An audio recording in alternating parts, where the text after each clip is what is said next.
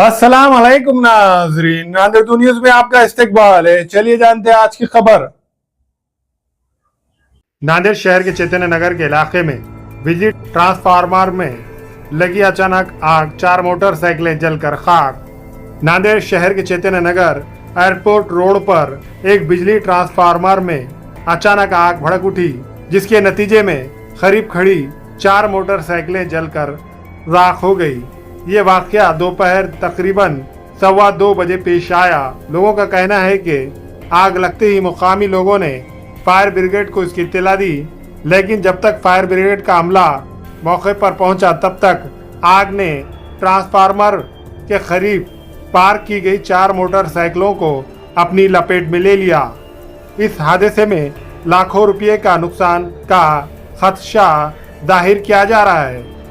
अभी तक आग लगने की असल वजह मालूम नहीं हो सकी।